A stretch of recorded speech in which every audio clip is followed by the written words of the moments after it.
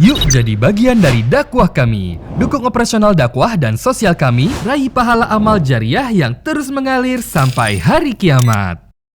Assalamualaikum warahmatullahi wabarakatuh. Alhamdulillah, lisan kita tidak pernah berhenti memuji Sang Pencipta Allah.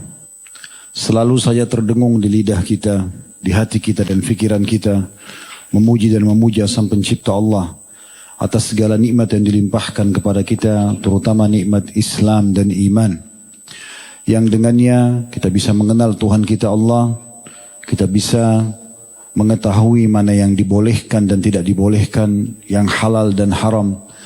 Kita bisa meraih kebahagiaan dunia dan akhirat dengan itu. Karena seorang muslim, dia akan meraih kebahagiaan dunia karena apa saja yang halal boleh dia nikmati, dan tinggal dia menjauhi yang diharamkan.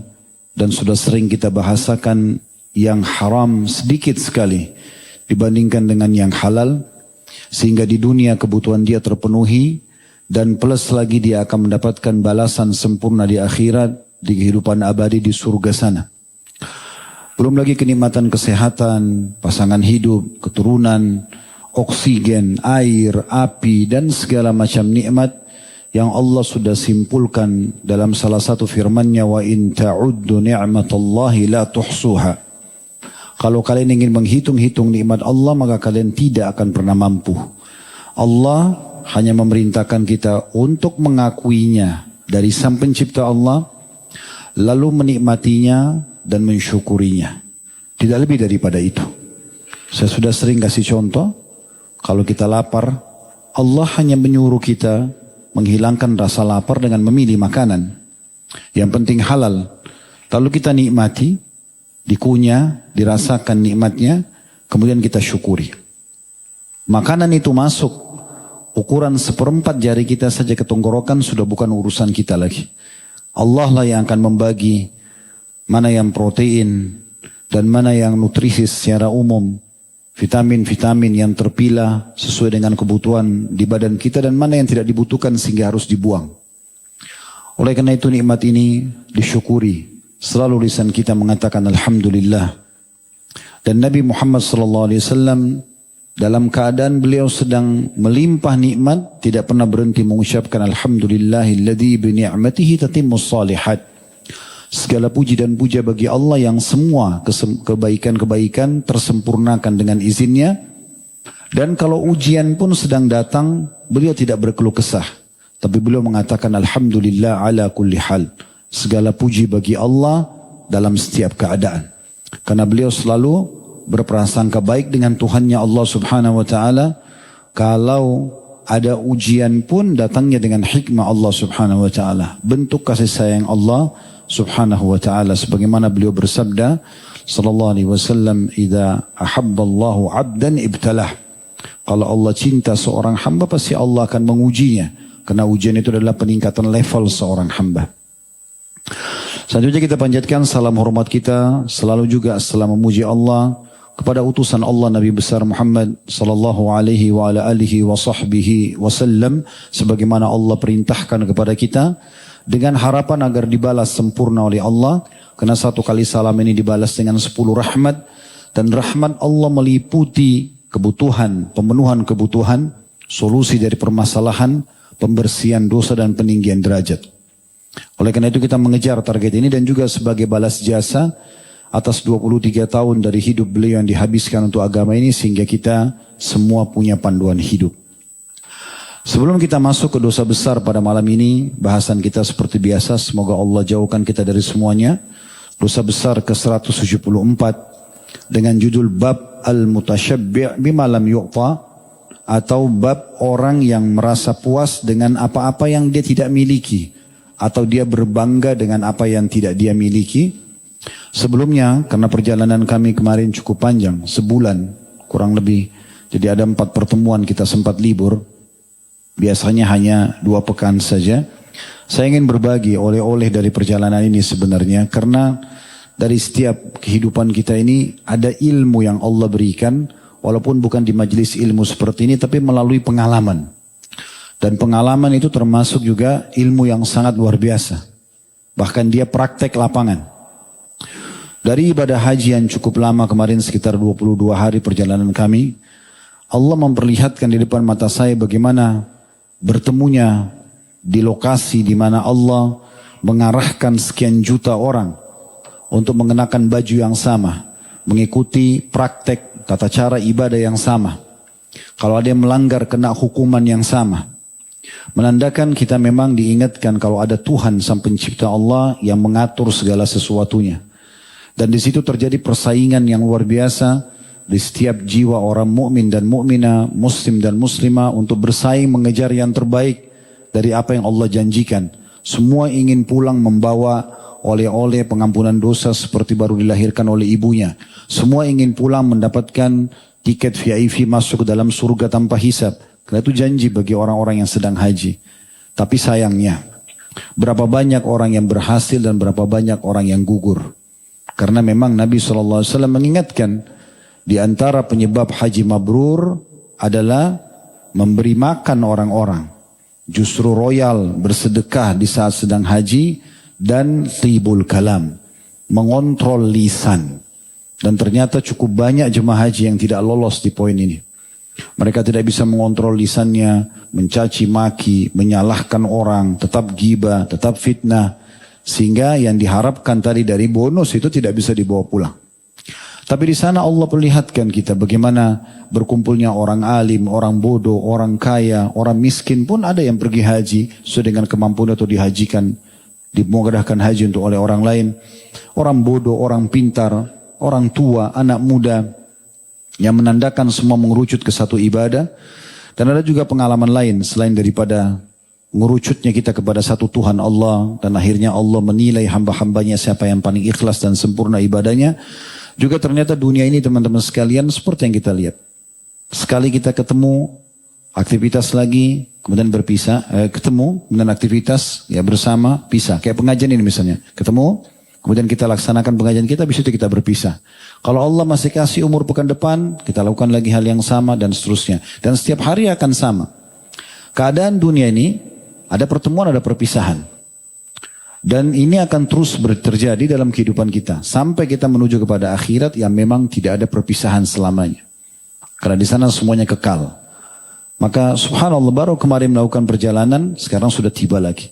Mulai lagi dengan aktivitas seperti ini. Tapi semua ini akan berakhir.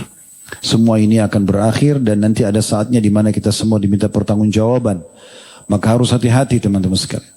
Kami di pengajian seperti ini hanya bisa bicara, menyampaikan, mengingatkan. Harus setiap orang di antara kita engah.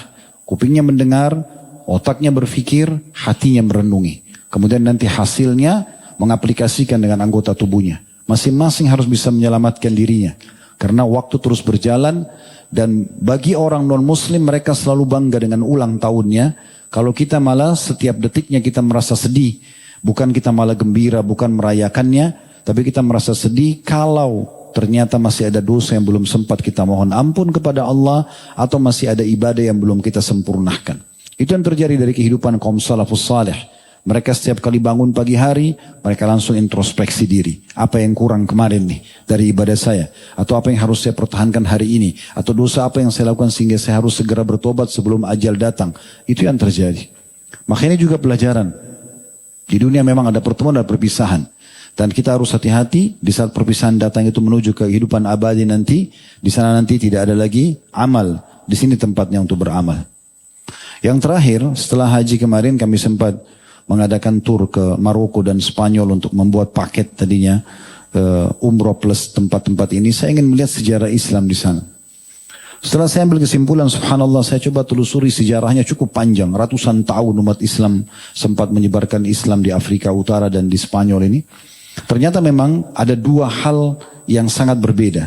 Di masa awal berdirinya kekuatan Islam di sana, di tangan Musa bin Nusair dan Tariq ibn Ziyad rahimahumullah, misi mereka membawa Islam, menyebarkan Islam, meninggikan kalimat Allah, dan tidak pernah berharap ada indikasi dunia. Orang sudah masuk Islam selesai, mereka tidak pernah minta uang, mereka tidak pernah minta jabatan. Taklukkan satu wilayah, sebarkan Islam, mereka terapkan Islam, disebarkan lagi ke tempat lain. Dan itu terus berjalan, akhirnya Allah makmurkan itu di awal-awal. Ternyata fase terakhir pada saat mereka jatuh, itu adalah pada saat mereka justru jauh dari agama. Mulai muncul tawaif atau kelompok-kelompok satu sama yang lain, rasis, suku ini merasa bangga dibandingkan suku lain, sehingga setiap kota di Spanyol itu terpecah pada saat itu. Setiap masing-masing suku ini punya kerajaan sendiri, mereka perang satu sama yang lain, yang satu minta tolong pada kekuatan non-muslim, akhirnya mereka berperang sampai pecah-pecah dan mereka jauh dari agama, sudah mulai masuk segala macam jenis pelanggaran-pelanggaran agama di pemerintahan mereka. Akhirnya Allah cabut pemerintahan tersebut dan cuma tinggal jadi kenangan saja. Artinya Syekh Utsaimin rahimahullah menarik sekali.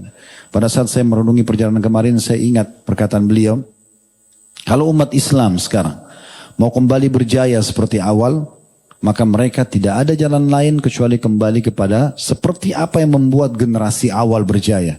Nabi SAW, para sahabat, para tabi'in, mereka semua tujuannya menyebar, merenungi Islam ini, memegang Islam sebagai pegang hidup, menerapkan dalam hidup dan mengajarkan kepada orang lain. Maka itu misinya, sehingga Islam menyebar.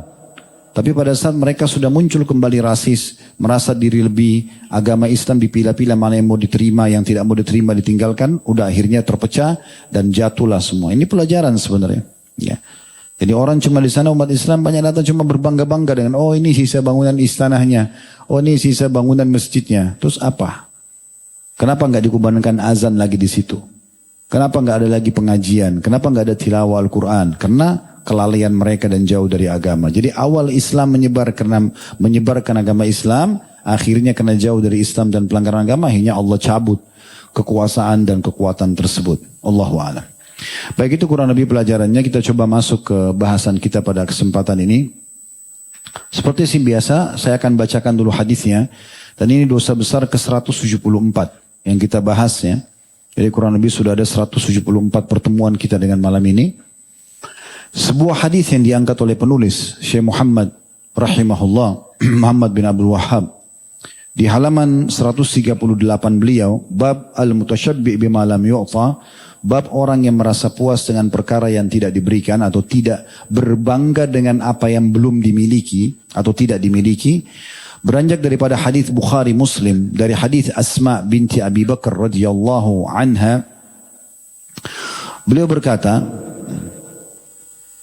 "Anna imra'atan qalat, ya Rasulullah, inna li dharrah. فهل علي جناح إن تشبعت من زوجي بما لم يعطني?" Tanda tanya. فقال رسول الله صلى الله عليه وسلم المتشبع بما لم يعطى كلابس ثوبي زور. Bahwa ada seorang wanita bertanya kepada Nabi SAW seraya berkata, wahai Rasulullah, sesungguhnya aku memiliki madu, maksudnya istri lain dari suaminya. Ini masalah kehidupan poligami. Apakah aku bersalah? Apakah aku salah jika aku merasa berbangga atau puas dari suamiku dengan perkara yang tidak pernah diberikan oleh suamiku kepadaku? Maksudnya dia bercerita, berbangga-bangga, suami ini memberikan aku ini loh, padahal sebenarnya tidak dikasih. Hanya untuk bersaing dengan madunya. Maka Nabi SAW menjawab wanita tersebut seraya bersabda, orang yang merasa bangga dengan perkara yang tidak diberikan atau tidak dimiliki seperti orang yang mengenai atau memakai dua pakaian kedustaan. Jadi ini inti bahasannya dari hadis ini. Memakai dua pakaian kedustaan. Ada riwayat lain, kalau tadi dari Asma binti Abi Bakar radhiyallahu anha, riwayat yang lain tidak disebutkan di buku kita ini bagi teman-teman yang pegang bukunya, karena di buku cuma disebutkan satu riwayat. Saya tambahkan riwayat lain dari Aisyah radhiyallahu anha, mirip dengan ini, anna imra'atan qalat, ya Rasulullah, aqulu inna zawji a'tani ma lam yu'tini. Faqala Rasulullah sallallahu alaihi wasallam, al-mutashabbi'u bima lam yu'ta kalabisi thawbai zur. Ada seorang wanita yang mengatakan, wahai Rasulullah, aku pernah mengatakan kepada orang lain bahwa suamiku memberikan sesuatu lebih kepadaku. Padahal tidak pernah ia memberikannya. Maka Rasulullah SAW bersabda, orang yang berbangga dengan sesuatu yang tidak ia miliki bagaikan menggunakan dua pakaian kedustaan. Hadis ini riwayat Muslim. Kalau tadi yang pertama itu yang diangkat oleh penulis hadis Bukhari dan Muslim. Syekh bin Baz rahimahullah, salah satu mufti Saudi, menanggapi hadis ini sambil mengatakan, wa hadza fihi idjarul darrah. Perbuatan seperti ini akan menyakiti hati si madu, istri yang lain. Wa fihi iftikharun minal mutasyabbi'ah. Hasala bihi idjar wal iftikhar. Perbuatan ini termasuk berbangga yang akan menimbulkan sakit hati dan juga sombong. Fal mutasyabbi'a muftakhira wal ukhra muddajira. Sementara orang yang berbangga akan sombong dan lawan bicaranya akan sakit hati. Lianna hadha idza wa kadhib fala yajuzu laha. Sementara ini adalah perbuatan menyakiti orang lain dan juga berdusta. Fala yajuzu laha, maka tidak boleh dilakukan perbuatan tersebut.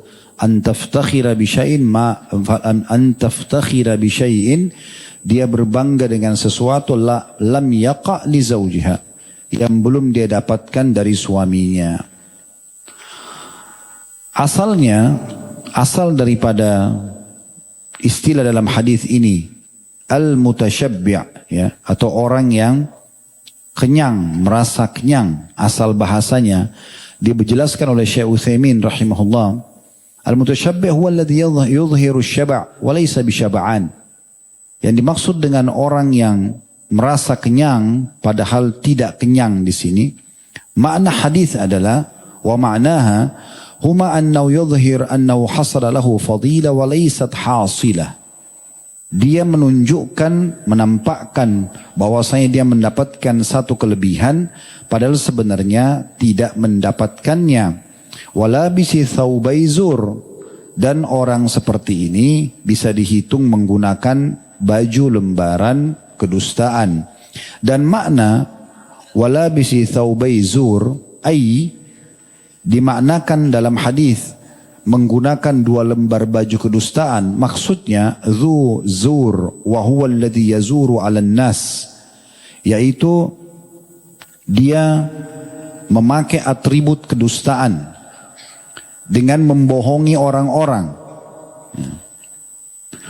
Bi anna yatajazzi bijazzi ahli zuhud, seperti dia berpenampilan orang zuhud padahal sebenarnya bukan orang zuhud. Awil ilm, atau seperti dia seorang alim tapi bukan pemilik ilmu. Awis tharwah liyaktarra bihin nas, atau dia menunjukkan kalau dia orang kaya padahal sebenarnya bukan. Walaysa huwa bitilkas sifah, padahal sebenarnya dia bukan sama sekali dari golongan-golongan tersebut. Dari apa yang kita dengarkan tadi penjelasan sebagian ulama dari makna hadis, ya, adalah kita bisa ambil pelajaran dari hadis ini. Saya menyimpulkan kurang lebih ada 6 buah pelajaran. Dan dari sini insya Allah kita rincikan hadisnya. Yang pertama, adanya larangan untuk sombong. Dan subhanallah, kita pernah bahas sombong itu satu bab sendiri dalam buah dosa-dosa besar. Sementara di sini sudah mendapatkan dosa sombong. Karena tujuan tadi, si perempuan yang memiliki madu ini, dia menceritakan pada madunya kalau suami mereka memberikan kepada dia khusus tanpa memberikan kepada madunya, ini untuk bersombong-sombong. Dan kita tahu dosa pertama di mana Allah Azza wa Jalla dimaksiati adalah kesombongan oleh iblis. Waktu disuruh sujud tidak mau sujud, itu karena kesombongan. Bukan karena dia tidak mau patuh sama Allah, dia merasa dia lebih baik daripada Adam. Maka di situ Allah laknat dia, murka padanya, dan akhirnya selamanya ya tidak akan pernah masuk surga. Ya, tidak akan pernah dia bisa taubat lagi kepada Allah Subhanahu wa taala. Ada larangan sombong di sini. Dan kita tahu hadis Nabi SAW tidak akan mencium bau surga orang yang ada dalam hatinya seperti biji sawi dari kesombongan. Makin Allah berikan kelebihan fisik, paras wajah, ilmu, apa saja, harta, kedudukan, level pendidikan, apa saja, maka itu harusnya makin menambah tawaduknya seorang muslim. makin merendah, ya, makin berbagi dengan orang lain. Memang subhanallah seorang ahli bijak mengucapkan kata-kata, siapa yang luas ilmunya maka akan sedikit pemungkirinnya. Maksudnya pemungkiran dia, karena dia sudah tahu dengan ilmunya yang luas, mungkin orang lain juga punya dalil, orang lain juga punya hujjah, argumentasi kenapa dia melakukannya. Kecuali jelas-jelas itu kemungkaran, baru kemudian kita luruskan. Tapi ini diantara pelajaran. Masih di poin pertama dari 6 pelajaran ini, poin pertama adanya larangan sombong. Adanya larangan berbangga-bangga. Ini juga pernah kita jelaskan, satu bab sendiri berbangga-bangga, ya, sehingga akhirnya merendahkan orang lain, itu juga dosa besar sendiri. Ini tergabung dalam poin ini. Karena dia bangga-bangga, nih suami saya kasih, padahal sebenarnya tidak misalnya. Nih saya memang berilmu, padahal sebenarnya kosong, gak punya ilmu. Tunjukkan orang kaya, padahal sebenarnya miskin. Ya. Saya pernah temuin beberapa orang ikhwah, karena dia mau melamar seorang akhwat, pinjam mobilnya orang lain. Supaya kelihatan kaya. Padahal miskin. Kenapa nggak datang naik motornya saja? Kenapa nggak datang jalan kaki apa adanya? Allah punya cara membuat orang lain menerima. Tapi itu contoh saja. Gitu kan? Ada orang yang memperlihatkan gayanya seperti orang kaya. Padahal sebenarnya tidak. Kenapa? Kalau kaya dalam Islam dibolehkan. Asal tidak sombong. Gitu kan? Jadi tampil apa adanya. Seorang muslim pernah saya sampaikan, kalau ikhwah masih ingat, karena akhwat rahimahumullah, kita harus apa yang nampak di wajah kita itu dalam hati kita. Apa yang dalam hati kita nampak di wajah kita. Kita tidak pernah bermuka dua. Suka ya suka, tidak suka tidak suka, clear, selesai. Orang muslim begitu. Bahkan tidak boleh berbohong walaupun pada hal-hal yang kita anggap baik. Misal, kita lagi lapar, ditanya, lapar nggak? Enggak, karena malu. Nggak bisa. Iya, saya lapar. Selesai. Orang muslim harus begitu. Kalau pada hal yang seperti itu aja nggak boleh bohong, apalagi hal yang lain, gitu kan? Karena setiap kali kita jujur di saat itu selesai permasalahannya, walaupun pahit. Makanya kata Nabi SAW, as-sidqu tuma'nina. Jujur itu ketenangan jiwa. Wal kadhibu riba. Berdusta itu akan kerancuhan dalam kehidupan. Karena dia kalau ditanya bohong lagi nanti. Begitu terus terulang-ulang. Sudah selesaikan pada saat itu clear. Berbangga-bangga ini teman-teman tidak boleh baik pada yang sudah dimiliki. Apapun kita miliki. Karena semua ini kepemilikan di dunia sementara. Tidak ada yang abadi. Sekarang teman-teman sini punya STNK mobil atas nama kita. Misalnya sertifikat tanah atau rumah atas nama kita. Itu sementara. Kapan kita meninggal? Jadi warisan. Pakaian, jabatan, apa saja. Di dunia ini semua sementara. Gak ada yang abadi. Terus apa yang mau dibanggakan? Justru kita tunggangi itu untuk mendapatkan yang terbaik di akhirat sana. Kesempatan, mumpung ada harta sedekain. Mumpung ada jabatan, gunakan untuk kebaikan. Mungkin ada ilmu, ajarkan. Itu poinnya. Jadi gak boleh. Dengan yang sudah dimiliki aja gak boleh. Apalagi yang belum dimiliki. Nah ini yang sedang disinggung di sini. Tidak punya, tapi tunjukin kalau punya. Begitu juga tidak boleh berbohong, larangan berbohong. Ini masih di poin pertama ya. Larangan sombong, bangga-bangga baik yang sudah dimiliki atau belum dimiliki. Kemudian berbohong, bohong juga sudah kita tahu bab sendiri dalam dosa-dosa besar. Ada dalam perbuatan ini. Kemudian selanjutnya menipu orang lain. Ya, karena menipu seakan-akan dia punya tapi tidak punya. Ya, ini juga bab sendiri dalam dosa-dosa besar. Pernah kita jelaskan masalah menipu. Apapun sifatnya, menipu dengan secara tulisan, dengan lisan, gerakan tubuh, bahasa tubuh, semua masuk dalam hal yang tidak dibolehkan. Kemudian menyakiti orang lain, ini juga bab sendiri nih. Menyakiti orang lain. Apapun yang sifatnya bisa membuat orang lain khawatir, sakit hati, terganggu, ya, ini nggak boleh. Kalau masih ingat kita pelajari bab sebelum ini ya. Yang larangan Nabi SAW tidak boleh atau tidak halal seorang muslim menakut-nakuti saudaranya muslim yang lain. Masih ingat yang saya sampai singgung masalah knalpot yang suka bikin ribut di jalanan. Ya, atau apa saja, klakson yang ribut. Atau apalah kira-kira. Ini mengganggu orang lain, membuat orang khawatir. Tidak boleh dalam Islam. Kita harus membuat jiwa kita selalu tenang dan tentram. Begitu juga orang lain kita buat seperti itu. Yang begitu orang muslim. Mereka selalu ya gembira, tenang dalam hidupnya. Kalaupun ada ujian tetap dianggap sebagai pembersihan dosa-dosanya. Tidak ada masalah bagi seorang mukmin. Semuanya dia akan terima. Begitu juga dia akan berikan kepada orang lain. Begitu juga tidak boleh merendahkan orang lain. Apapun alasannya, apakah karena lebih mudah, apakah karena mungkin lebih tinggi, lebih rendah level pendidikannya, apakah lebih sedikit ya ekonomi lebih rendah ekonominya misalnya, atau titel pendidikannya, tetap saja tidak boleh kita anggap remeh. Ingat statement yang pernah kami sampaikan. Kalau kita sedang melihat orang yang lebih tua di depan kita, katakan pada diri kita sendiri, orang yang lebih tua berarti amalnya lebih banyak. Sehingga kita tidak pernah anggap remeh. Lihat orang lebih muda, katakan orang ini lebih muda, berarti dosanya lebih sedikit. Jadi nggak pernah kita anggap remeh orang lain. Kalau masih ingat juga pernah saya ceritakan bagaimana para ulama di Irak, terutama di kota Basra, di kotanya Hasan Basri rahimahullah, mereka sering ketemu sepekan sekali. Para ulama saja, mereka kumpul, mereka mendiskusikan tentang problematika yang mereka dapatkan di tengah-tengah masyarakat atau tengah umat yang belum terpecahkan. Kadang-kadang mereka bahas hal-hal yang mungkin dianggap remeh oleh sebagian orang awam. Seperti misalnya membahas tentang definisi. Satu waktu pernah ulama-ulama di kota Basra kumpul semuanya, sekian puluh orang membahas tentang apa itu tawadhu. Apa itu sebenarnya makna tawadhu, merendah, yang kata Nabi SAW, siapa yang man tawadhu lillah rafa'ahu Allah. Siapa yang bertawadhu karena Allah, Allah pasti tinggikan derajatnya. Apa itu tawadhu? Para ulama coba mengkorek, bahas itu. Banyak yang kasih definisi. Ada yang bilang ya tawadhu itu berarti kita merendah. Ada yang mengatakan kita tidak berbangga-bangga dengan ilmu dan segala macam definisi. Hasan Basri diam sendirian dan beliau dapat julukan alimnya ulama, gurunya para ulama gitu. Setelah semua memberikan definisi, mereka kembali kepada beliau lalu berkata, Anda belum kami dengarkan pandangan tentang definisi tawadhu. Beliau mengatakan kalian sudah banyak menjelaskan tawadhu itu. Tapi kalau mau dengar dari saya, sederhananya beliau gabungkan antara definisi teoritis dengan apa yang harus dipraktikkan di lapangan. Beliau mengatakan tawadhu itu, jangan engkau lihat seorang muslim di hadapan matamu kecuali kau sudah tanamkan dalam dirimu kalau dia lebih baik daripada saya. Itu tawadhu, sederhana. Setiap lihat orang. Jadi tidak ada celah untuk syaitan mengatakan, oh orang ini badannya lebih gendut dari saya, orang ini lebih pendek, orang ini lebih ini dan itu. Nggak ada, selalu kita mengatakan dia lebih baik daripada saya. Maka selesai. Dengan itu Allah tinggikan derajat kita. Ini pelajaran yang pertama.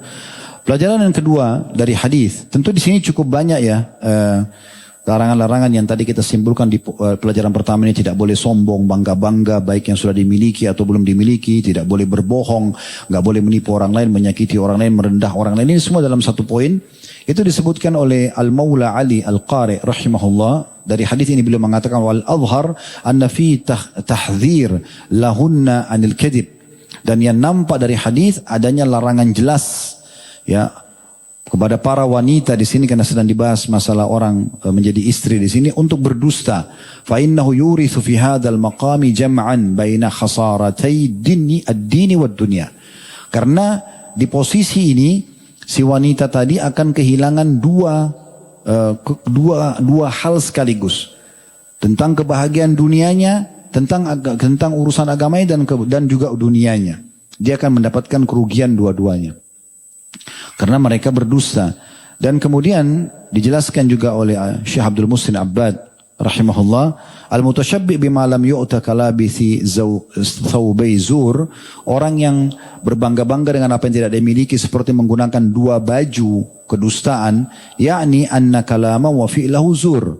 Maksudnya dua lembar baju itu adalah ibarat bahasa kiasan.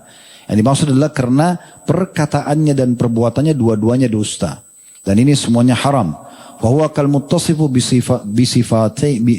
biwasfaini dhamimain. Maka dia seperti sedang mendapatkan dua ciri khas ya, yang dua-duanya tercelah. Wa huwa annahu labisi thawbai zur wa laysa thawban wahida. Dan dia seolah-olah memakai dua baju kedustaan dan tidak hanya baju saja. Wa hadhihi ziyadatu fil itsm, dan ini tambahan dosa, wa ziyadatu fid dharar, dan juga tambahan pada bahaya. Ya, itu di pelajaran kita yang pertama. Pelajaran yang kedua teman-teman sekalian, dari hadis ini pentingnya untuk memahami hukum-hukum agama, terutama dalam bahasan kita ini masalah poligami. Ya, karena ini bahasan masalah poligami kita bahas. Ya, jadi bahasanya adalah yang kita sorotin tentang masalah bagaimana orang menjalankan perintah agama. Kapan seseorang itu melakukan poligami karena untuk berbangga-bangga? Kamu istrinya berapa? 1, saya 2. Nah, untuk bangga-bangga. Saya 3, saya 4. Ini pastikan tidak akan bertahan rumah tangga itu. Lepas semua rumah tangganya itu. Karena seperti orang yang bangun pagi hari, masuk ke kantor atau temui teman-temannya lalu mengatakan, kamu semalam sholat berapa rakaat? Sholat malamnya 2, saya 4. Nah seperti itu. Jadi dia berbangga-bangga. Poligami kan ibadah. Untuk apa dijadikan bangga-banggaan?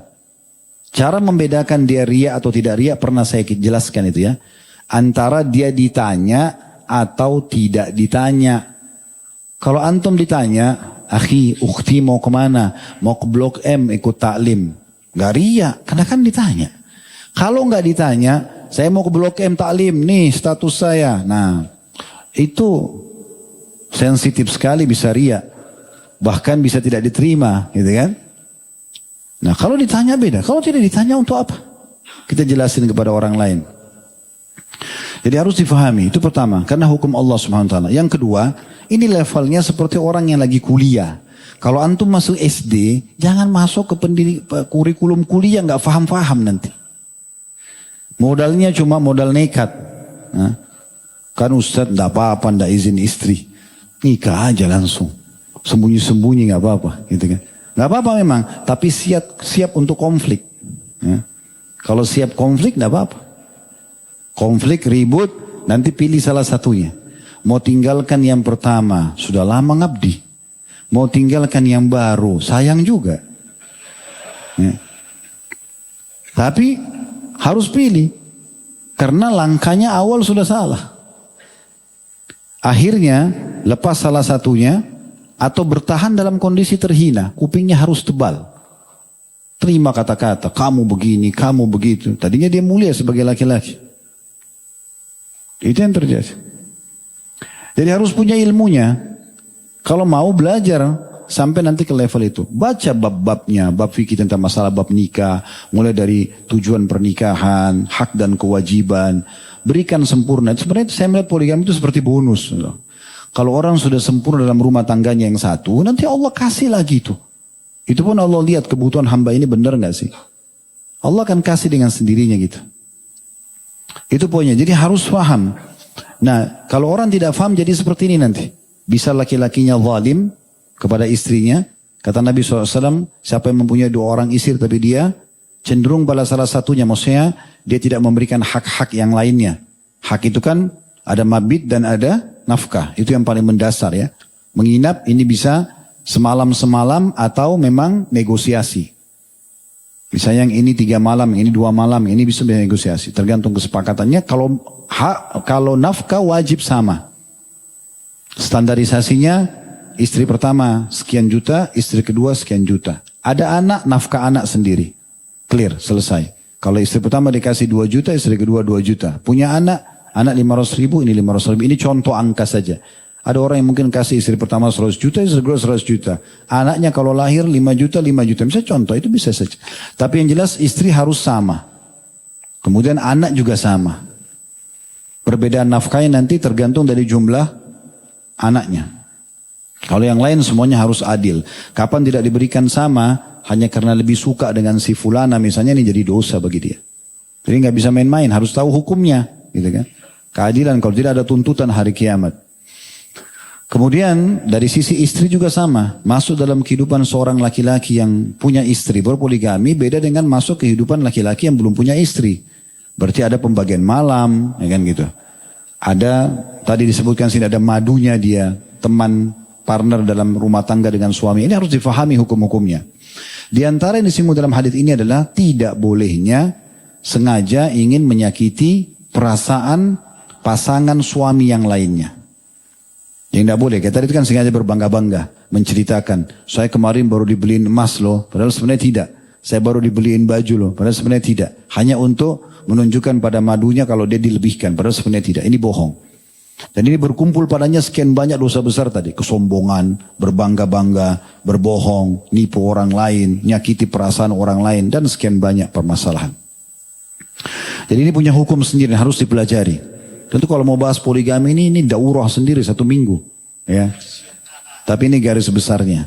Apalagi sini Masya Allah mukanya masih banyak bujang, belum layak untuk dibahas. Yang ketiga, ini juga pelajaran dari sini. Tidak boleh cemburu buta. Ini pelajaran. Cemburu itu satu potensi dalam diri kita. Allah memang menyuruh kita cemburu. Tapi pada hal yang dibolehkan dalam syariat. Ada pengawasnya, ada batasannya. Cemburu itu hanya kalau terjadi pelanggaran agama saja. Kapan pasangan kita melakukan pelanggaran agama, dia melakukan perbuatan dosa, kita cemburu karena Allah melarangnya. Bukan cemburu buta ya. Jadi kalau antum ambilan dari sinetron, dari film ini cemburu buta. Semua dicemburui. Gitu kan. Enggak, kita enggak boleh. Salah kalau orang cemburu sama mertua. Pernah lihat orang cemburu sama mertua? Oh kalau ibu kamu lebihin. Loh ibunya gimana caranya? Kan gitu. Pilih saya atau pilih ibumu? Ya pilih ibunya ya. Kan gitu. Salah itu kalau laki-laki pilih istrinya. Kan enggak boleh. Ibunya dahulu gitu kan. Istri ada namanya mantan istri. Ibu tidak ada mantan ibu. Gimana caranya? Resiko. Ustadz kalau akhwat bilang, saya nikah tapi memang mertua saya cerewet Ustadz. Ya itu resiko. Hadapi bagaimana cara menghadapi mertua yang cerewet itu. Karena kita sudah jadi istrinya si fulan. Makanya dari awal ditanya tentang keluarganya kan gitu. Ini harus difahami baik-baik ini. Tidak boleh orang cemburu pada ipar. Gimana caranya? Bagaimana caranya menghapus status saudara istri atau saudara suami? Coba bagaimana caranya? Itu kalau kakak perempuan kamu perhatian. Tuh itu kakaknya gimana cara? Nggak mungkin. Adik kakak gimana caranya dihapus? Jadi nggak ada cemburu pada ipar ini. Nggak ada cemburu pada mertua. Ada orang lebih parah. Cemburu pada anaknya sendiri. Oh kalau anak-anak ada waktu kalau saya tidak ada. Loh ini anak siapa? Anak dia kok dicemburu gimana caranya? Kan nggak mungkin. Harus mengalah. Di saat kita masih pertama nikah, masih berdua, sudah ada anak, memang harus ada waktu buat anak. Gimana caranya? Nggak mungkin gitu. Dia butuh ayahnya, dia butuh ibunya. Harus ada pengertian. Ini cemburu-cemburu yang salah. Ya. Ada orang karena tidak bisa ngontrol cemburunya, apalagi cuma mengambil dalil secara zahir. Oh cemburu itu dibolehkan dalam Islam. Cemburu aja. Ini berbahaya sekali. Nanti lama-lama tembok di mall pun dicemburui. Karena pasangannya berdiri di situ. Kenapa kok berdiri di sana? Punya kenangan ya? Nah. Itu karena buta. Nggak boleh. Nggak ada urusannya. Kenapa kamu ajak saya makan restoran sini? Pasti kok punya kenangan ya? Ini cemburu buta namanya. Orang kalau diajak makan, oh ya enak ya. Oke, ayo kita makan sama-sama. Kalau ada misalnya menyampaikan, oh dulu waktu dia masih gadis atau masih bujang pernah makan di situ. Oh, Masya Allah berarti sudah punya pengalaman. Nggak apa-apa. Positif aja kita makan. Gak usah su'udhan kemana-mana. Ya. Jadi harus dikontrol. Kalau kita cemburu pada pelanggaran agama. Ingat hadis tentang Sa'ad radhiyallahu anhu. Di saat ada sahabat yang menemukan istrinya selingkuh kan. Kemudian dia pun. Waktu sahabat itu melapor kepada Nabi SAW. Sa'ad langsung marah. Lalu mengatakan ya Rasulullah. Kalau terjadi pada istri saya hukum mati. Kenapa? Karena memang dalam Islam kalau sudah menikah.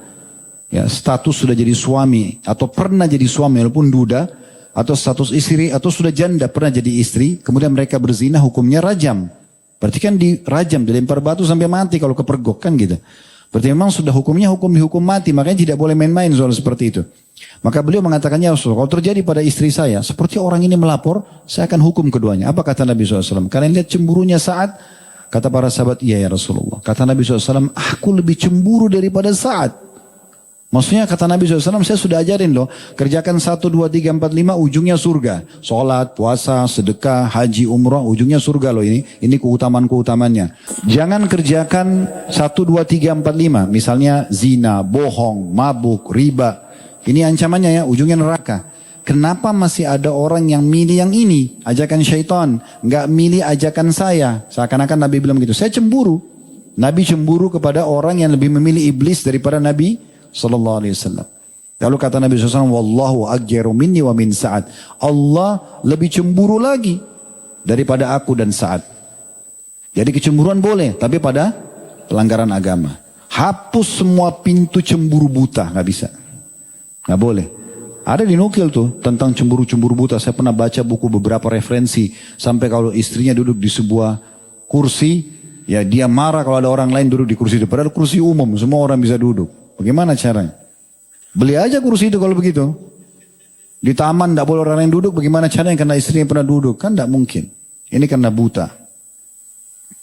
Pelajaran yang keempat, pentingnya setiap muslim menerapkan Islam sebagai aturan hidup dalam segala lini kehidupannya, termasuk dalam masalah rumah tangga.